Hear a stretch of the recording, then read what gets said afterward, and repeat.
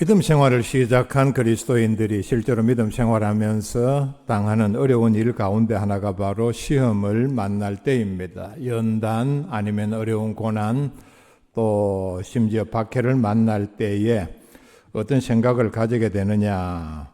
아마 그전부터 이런 생각을 했을 것입니다. 내가 이제 하나님의 자녀가 되었고 내 모든 죄를 청산하고 새로운 삶의 길로 믿음의 길로 들어섰으니까 하나님께서 지켜주실 것이다. 모든 어려운 일에서 고난을 당하지 않게 하시고 그래서 이제부터는 만사 형통할 것이라 생각을 했는데 오히려 정반대로 믿기 전보다 더 많은 어려움과 고난, 심지어는 믿음을 지키려는 과정에서 박해를 당할 때에 낙심하기 쉽습니다.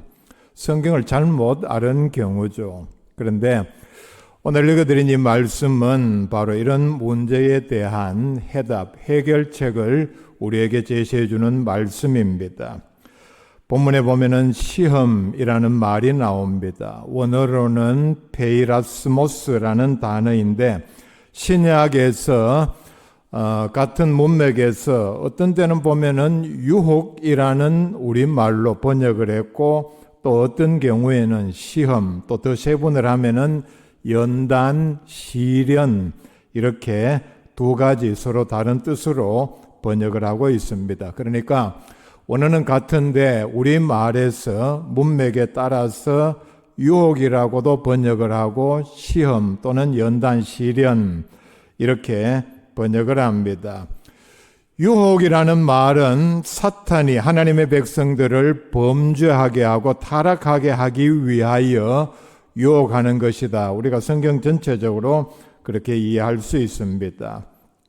그 다음에 시험, 연단, 시련이라고 했을 때는 하나님께서 하나님의 자녀들을 시험하고 훈련시키고 성장시키기 위한 의도가 있는 것이다. 그런데 문맥에 따라서 이렇게 해석 저렇게 해석하느냐 제가 말씀을 드렸는데 오늘 읽은 말씀에서는 두 가지 뜻 다를 포함하고 있다. 그렇게 생각하시고 말씀을 들으시면 이해가 빠를 것입니다. 자, 제가 처음에 말씀드렸던 것으로 돌아가서 우리가 믿음 생활하면서 장차 다가올 환난과 시련 또는 시험 때문에 두려운 마음을 가지고 있습니까? 우리가 이 말씀에 의하면 두려워할 필요가 전혀 없습니다.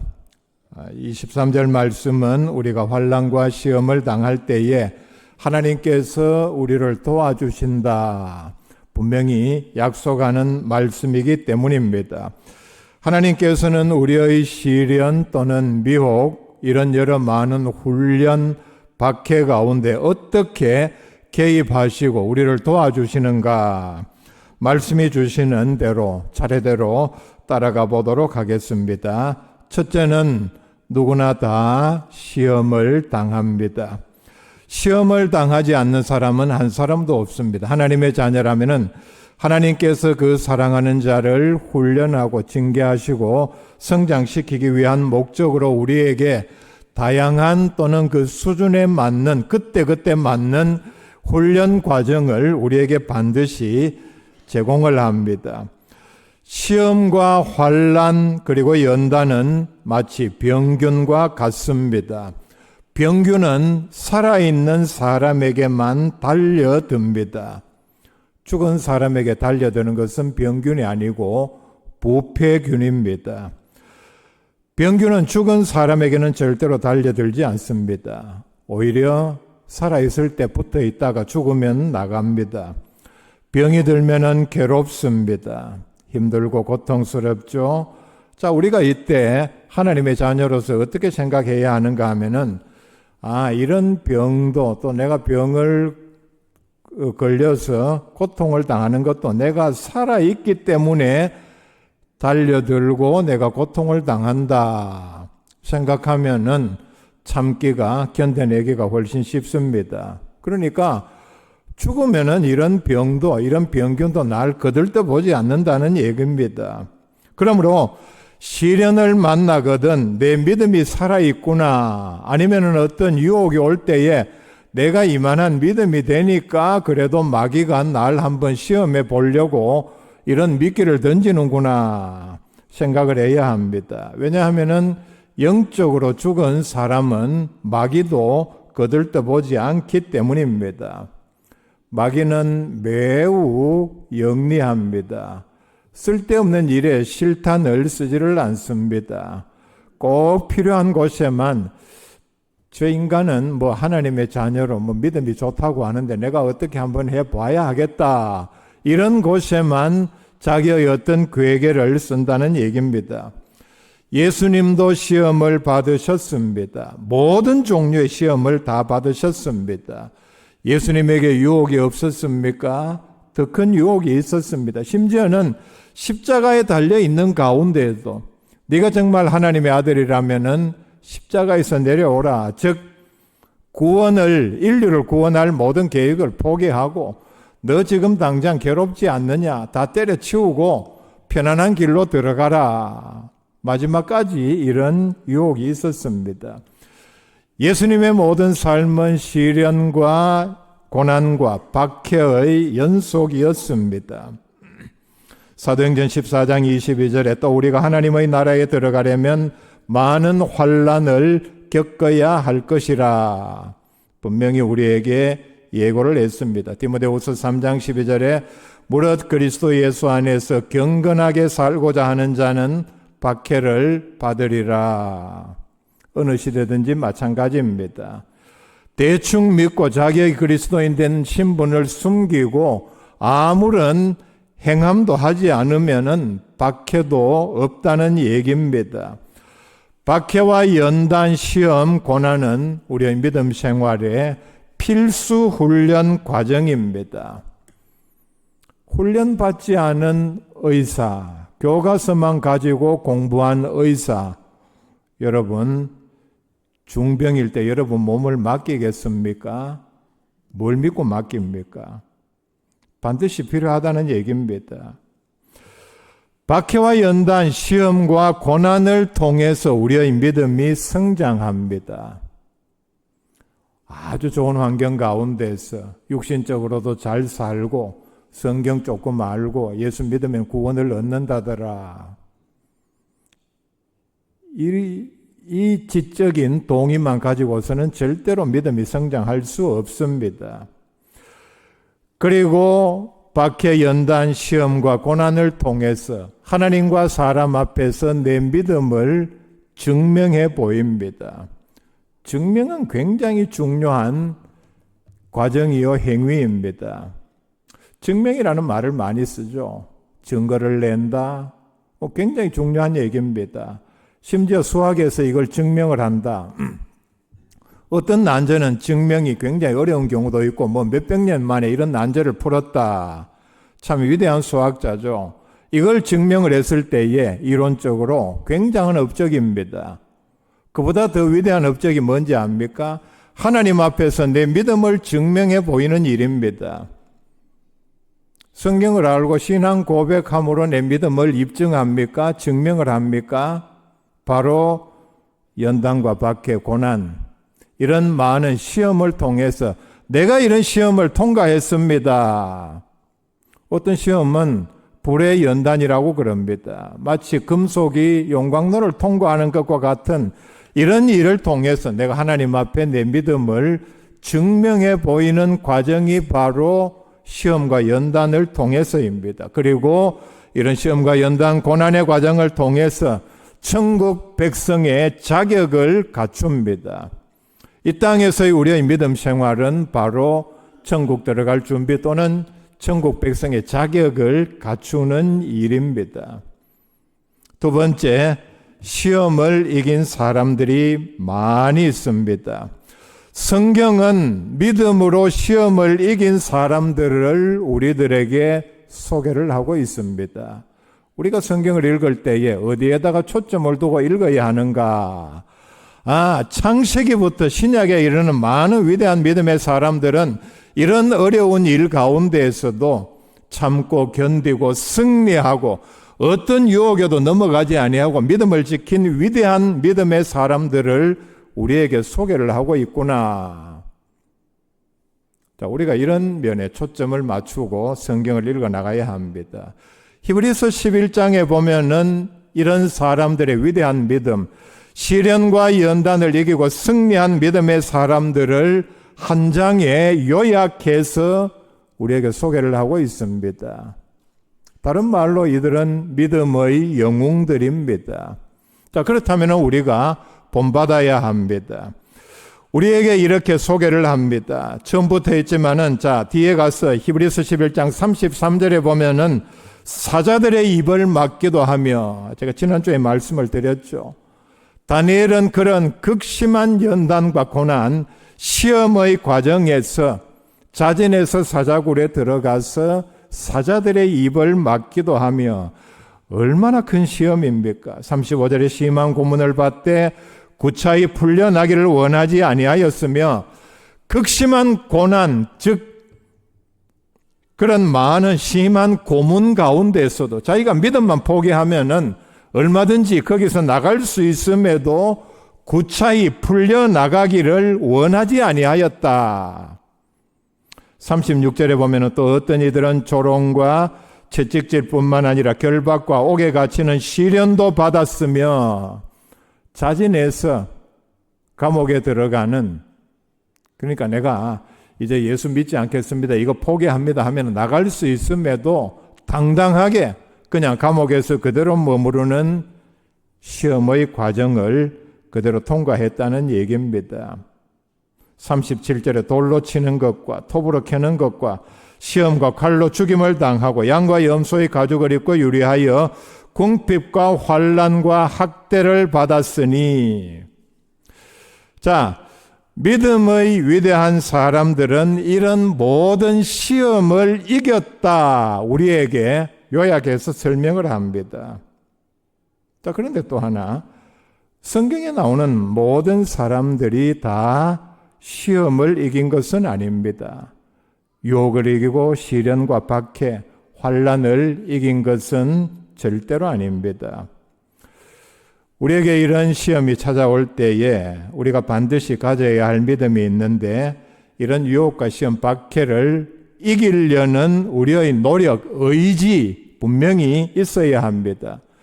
이기려는 노력과 의지가 바로 믿음입니다. 그리고 여기에 또 하나의 중요한 믿음은 하나님의 신실하심을 믿는 믿음으로 하나님의 도우심을 구하면은 하나님께서 우리에게 환난에서 건져주신다, 분명히 약속을 했습니다. 시편 50편 15절 말씀입니다. 환난 날에 나를 부르라. 내가 너를 건지리니 네가 나를 영화롭게 하리로다. 하나님께서는 약속해 주셨습니다. 히브리서 13장 5절은 신명기 31장을 인용한 말씀입니다. 이스라엘 백성들이 광야에 있을 때에, 그리고 가나안을 향해서 들어가는 일에 어떤 어려움을 만날지 모르는 그런 두려운 상황 가운데에서 내가 결코 너희를 버리지 아니하고 너희를 떠나지 아니하리라. 어떤 경우에든지, 이사야서에는 우리가 물속을 지날 때든지 불속을 통과할 때든지 하나님께서는 우리와 함께 하시고 우리를 잊지 않고 지켜주신다 말씀을 합니다. 자, 다시 지난주에 말씀을 드렸던 다니엘의 경우로 한번 돌아가 봅시다. 다니엘서 1장에 보면은 다니엘은 큰 시험을 당했습니다. 다르게 말하면은 큰 위기에 처했습니다. 왜냐하면은 율법적으로 먹을 수 없는 부정한 음식을 강제로 먹으라는 왕의 명령이 떨어졌기 때문입니다.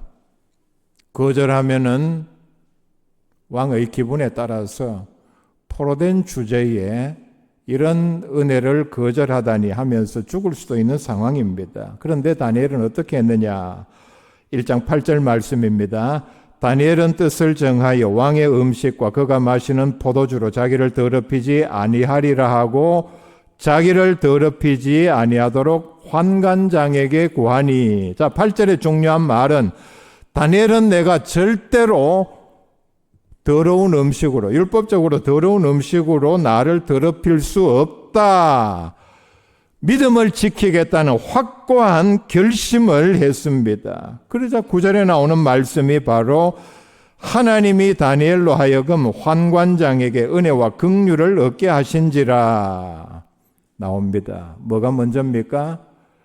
여건이 그렇게 돼서 다니엘이 그런 믿음을 지킬 수 있었습니까? 아니면은 여건은 불가능한데 하나님 앞에 기도하고 확실한 믿음을 지키겠다는 결의를 나타내 보였을 때에 하나님께서는 그런 여건을 만들어 주셨습니다. 우리는 인간적으로 이런 순서를 바꿔서는 되지 않습니다. 어려운 일을 당할 때에 아니면 어떤 결단이 필요할 때에 지금은 내가 어려우니까 나중에 형편이 좋아지면은 그 사람은 절대로 그런 조건에 가도 그런 믿음을 유지하지를 못합니다. 세 번째, 감당하지 못할 시험 당함을 하나님께서는 우리에게 허락하지 않으십니다. 오늘 읽은 말씀에도 그렇게 말씀을 합니다. 너희가 감당하지 못할 시험 당함을 허락하지 아니하시고, 오늘 말씀에 나오는 내용입니다. 이 말씀은 우리로 하여금 위로하고 안심하고 격려하게 하는 말씀입니다. 자, 왜냐하면은 앞에 봅시다. 7절부터 11절 말씀까지 보면은 이 말씀을 읽는 고린도 교인들이 이 말씀을 읽고 직접적으로 받았으니까 고린도 교인들이 읽었을 때에 또 우리가 읽을 때에 충격을 주는 말씀입니다. 왜냐하면은 이스라엘 백성들이 광야에서 우상 숭배를 했고 음행을 했고 하나님을 시험하고 원망하여 다 원망한 이런 죄를 지은 사람들은 죽었기 때문입니다. 그리고 직접적으로 이 말씀을 받은 고린도 교인들도 상당수 많은 사람들이 앞에 나오는 이런 죄를 이미 지었기 때문입니다. 자, 고린도 교회로 돌아가서 그렇다면은 고린도 교인들이 지금 이 말씀 7절부터 쭉 읽었을 때에 이스라엘 백성들이 광야에서 그런 죄를 짓고 다 지었는데 우리들도 상당히 자기를 포함해서 그런 죄를 지었다면은 나도 우리도 그렇게 죽는 것이 아니냐. 근데 바로 뒤로 넘어가면서 하나님의 말씀은 염려하지 말라. 하나님께서는 감당하지 못할 시험 당함을 허락하지 아니하신다. 말씀을 합니다. 세 번째 제가 지금 드리는 말씀은 감당하지 못할 시험 당함을 하나님께서는 허락하지 아니하신다. 이 제목으로 말씀을 드리는데 이 말씀의 뜻은 우리가 어떤 경우에도 시험에 실패하지 않는다는 뜻은 절대로 아닙니다. 이미 우리는 경험해서 그리고 성경을 통해서 알고 있죠. 시험에 실패하는 사람들이 많이 있기 때문입니다. 유혹에 쉽게 넘어가는 사람들이 많이 있기 때문입니다. 그런데 만약에 우리가 시험에 실패했다면은 그 시험이 내가 감당할 수 있는 범위를 넘어섰기 때문은 아니라는 말씀입니다. 세 번째 제가 지금 드리는 이 말씀은 하나님의 이 약속은 우리를 완전히 쓰러뜨릴 정도의 시험은 없다는 얘기입니다. 우리가 감당할 수 없는 시험을 하나님께서 허락하지는 않는다는 얘기입니다. 다 그 사람에 맞게 그 사람의 믿음과 의지라는 어떤 용량에 맞는 그런 시험의 강도에 하나님께서는 제한을 두신다는 얘기입니다. 1톤 트럭에다가 10톤짜리 바위를 얹지는 않는다는 얘기입니다. 상상이 갑니까? 1톤 트럭에 10톤 바위를 올려놓으면 어떻게 되겠습니까? 찍을 않겠죠. 우리의 믿음도 인격도 삶의 의지도 마찬가지입니다. 그리고 하나님께 도움을 구하면 하나님께서 도와주십니다. 우리가 이때 믿음으로 인내하며 기도하며 참고 기다려야 합니다. 자, 아브라함의 경우를 한번 살펴볼 수 있기를 바랍니다. 창세기 22장 1절에 이렇게 말씀을 시작합니다. 그 일 후에 하나님이 아브라함을 시험하시려고, 자, 하나님께서 아브라함을 시험하시려고, 참 궁금하죠, 대목이. 왜냐? 아브라함은 이미 믿음의 조상이고 하나님께서 떠나라 할 때 갈 바를 알지 못하고 그냥 짐을 싸서 떠났기 때문입니다. 이미 아브라함은 위대한 믿음의 소유자입니다. 이런 엄청난 믿음을 가진 사람을 시험하려고 그를 부르시되, 아브라함 하시니 뒤에 나오는 2절의 말씀은 네 아들 이삭을 번제로 드리라.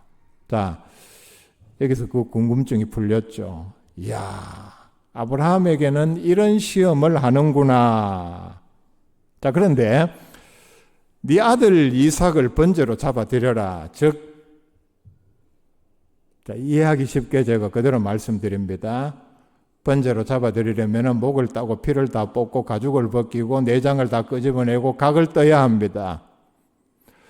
하나밖에 없는 아들을 이렇게 하는 게 가능합니까? 어느 아버지가 이런 시험을 감당할 수 있습니까?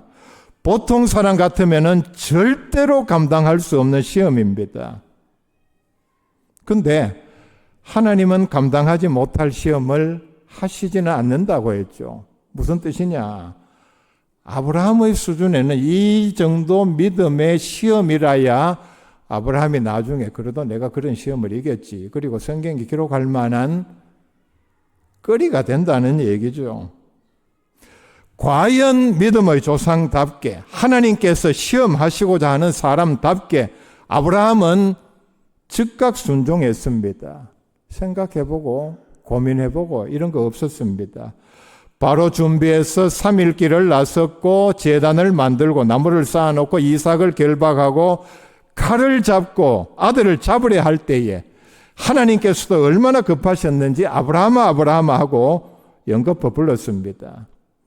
그리고 하나님의 응답은 이제야 네가 하나님을 경외하는 줄 아노라 말씀을 했고, 그 자리에서 아브라함은 수풀에 걸려있는 숫양을 발견하고 대신 그걸 잡아서 번제로 드렸습니다. 히브리서 11장 17절에서 이 대목을 이렇게 평가를 합니다. 아브라함은 시험을 받을 때에, 자, 똑같은 말을 썼죠. 아브라함은 시험을 받을 때에 어떻게 했느냐? 믿음으로 이삭을 드렸으니, 이게 아브라함이 시험을 이긴 통과한 가장 중요한 요소로 평가를 합니다. 아브라함은 시험을 받을 때에 거절하지도 아니하고 주저앉지도 아니하고 포기하지도 아니하고 당당하게 믿음으로 이삭을 드렸다고 하죠. 아브라함은 이삭을 번제로 드린 게 아닙니다, 실제로. 그런데 이 믿음의 행위를 하나님께서는 드린 것으로 보셨습니다. 그는 약속들을 받은 자로 돼 그 외아들을 드렸느니라. 이렇게 해서 아브라함은 전무후무한 하나님의 시험에 합격했습니다. 자, 우리의 상황으로 아니면 보통 사람의 상황으로 한번 돌아가 볼 수 있기를 바랍니다. 하나님은 아브라함을 시험하시려고, 아니면 나를 시험하시려고 네 아들 누구 번제로 잡아 드려라 했을 때에 우리가 성경 지식을 동원해서도 이런 말 할 수 있습니다. 아니, 생명의 하나님이 사람을 죽이라고 하나님께서 뭐가 부족하셔서 사람을 잡아서 불로 태워드리는 제사를 받으셔야 하는가? 이런 말도 할 수 있습니다. 사람도 뭘 줬다가 다시 달라고 하지 않는데 이 치사하게 이게 뭐냐? 아니면은 아니 하나님께서 이 아들을 통해서 나로 하여금 큰 민족을 이룬다고 하지 않았습니까? 아직 손자도 보지 못했는데 이렇게 데려가면 어떡합니까? 이런 식으로 순종하기를 거부했다면은 시험에 실격했을 것입니다. 네 번째, 시험을 당할 때에 하나님께서는 피할 길을 열어주십니다. 시험 당할 즈음에 또한 피할 길을 내사 하나님의 우리를 향한 배려입니다. 그렇기 때문에 환난과 고난 가운데서 우리가 낙심할 필요 전혀 없습니다. 왜냐? 하나님께서 피할 길을 열어주시기 때문입니다. 시편 40편 2절에 보면은 하나님께 부르짖을 때에 다윗의 고백입니다. 나를 기가 막힐 웅덩이와 수렁에서 끌어올리시고 내 발을 반석 위에 두사 내 걸음을 견고하게 하셨도다. 다윗의 승리의 비결입니다. 얼마나 많은 파란만장의 삶을 산 사람입니까? 그런데 그때마다 승리한 비결은 하나님께 부르짖을 때에 하나님께서 수렁에서 다 건져주셨다. 베드로후서 2장 7절에 보면은 무법한 자들의 음란한 행실로 말미암아 고통당하는 의로운 롯을 건지셨으니 말씀을 합니다. 창세기로 돌아가 보면은 롯은 소돔과 고모라에 살 때에 주변에 있는 음란한 사람들 때문에 많은 고통을 당했습니다.